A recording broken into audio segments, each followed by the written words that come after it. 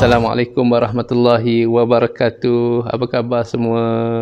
Alhamdulillah bertemu kita di bulan Ramadan yang penuh keberkatan ini. Alhamdulillah seronok kita berada di bulan Ramadan kan. Kalau boleh kita minta Ramadan supaya jangan pergi kan. Ramadan jangan pergi. Sedar tak sedar kita berada di pertengahan Ramadan. Jadi bulan Ramadan ni dia ada sahabat baiknya. Sahabat baiknya adalah Al-Quran.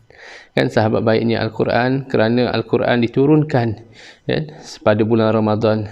Dalam Al-Quran surah Al-Baqarah surah yang kedua ayat 185 Allah Subhanahu wa taala berfirman, A'udzubillahi minasyaitonir rajim.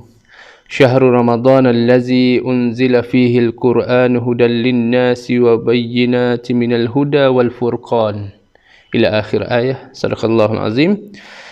Maksudnya Syahrul Ramadan iaitu pada ketika waktu kamu diwajibkan berpuasa bulan Ramadan yang padanya diturunkan Al-Quran, unzila fihi Al-Quran, diturunkan Al-Quran, hudan untuk memberi panduan, petunjuk, linnas kepada sekalian manusia, kan? Nak bagi petunjuk kepada sekalian manusia dan menjadi keterangan-keterangan yang menjelaskan petunjuk dan menjelaskan perbezaan di antara yang benar dan juga yang salah.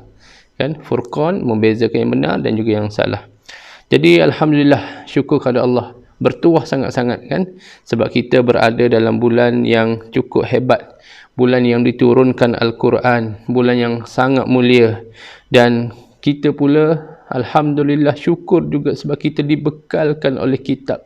Satu kitab yang dinamakan kitab Al-Quran, kitab petunjuk sebagai panduan hidup kita, manual kehidupan kita, dan satu-satunya mukjizat yang masih kekal sehingga ke hari ini kan adalah Al-Quran. Alhamdulillah, alhamdulillah kan. Sebab tu Al-Quran peranannya adalah untuk memberi petunjuk pada kehidupan kita, sebagaimana firman Allah Subhanahu wa taala dalam surah Al-Baqarah ayat 1.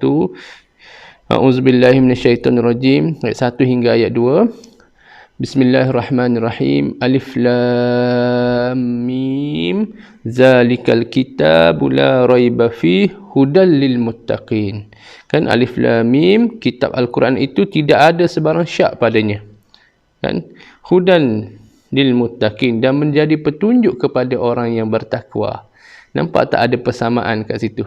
Puasa matlamatnya adalah untuk takwa, dan rupa-rupanya petunjuk nak capai takwaan ini adalah Al-Quran. Kan? Sebab Al-Quran ini adalah petunjuk bagi orang-orang yang bertakwa. Jadi tuan-tuan, muslimin-muslimat sekalian, alangkah baiknya kalau masa-masa terluang kita di sepanjang bulan Ramadan ini kita isi, kita perbanyakkan dengan bacaan Al-Quran, dengan bertadarus Al-Quran, ataupun kita tadabbur Al-Quran, kita hayati isi kandung Al-Quran, kita faham, tengok maksud Al-Quran. Kan? Jadi kalau nak tadabbur Al-Quran ni bagus sebenarnya. Selain daripada kita baca, kita lihat isi kandungan Al-Quran. Sebab di situ ada 1001 rahsia, Masya Allah, yang sangat segar, sesuai sehingga ke hari ini. Okay? Jadi baca Al-Quran ni sebenarnya kita membaca kalamullah. Kalamullah adalah surat cinta. Surat cinta dari Allah Subhanahu wa taala kepada hamba-Nya. Kan? Yang mana Allah sangat rindukan kita, sayangkan kita, Allah tinggalkan panduan pada kita.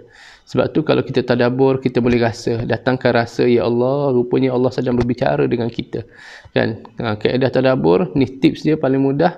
Kan? Contoh kalau kita baca, ya ayyuhallazina amanu kutiba alaikumusiyam, wahai orang-orang beriman, hendaklah kamu berpuasa. Tips dia, kita bercakap dengan diri kita, ya Allah, Allah pesan pada diri kita, wahai, nama siapa? Nama kita. Contoh saya, wahai Khairil Azwar, hendaklah kamu berpuasa. Bila macam tu, dia akan touch. Kita puasa, ya Allah, ayat ni memang kena dengan aku.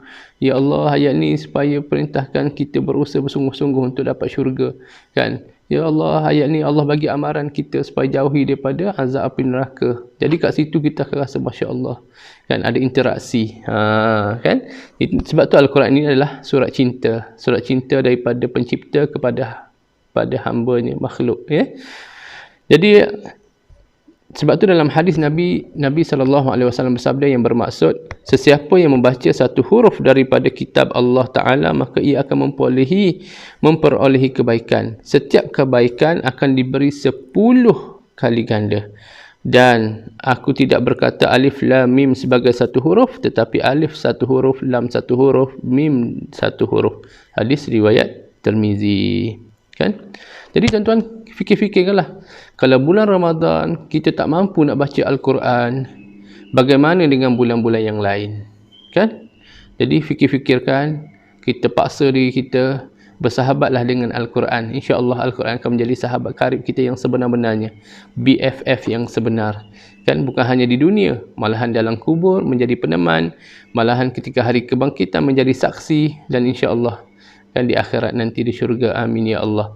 Wallahu alam. Bacalah Al-Quran. Assalamualaikum warahmatullahi wabarakatuh. Jumpa lagi.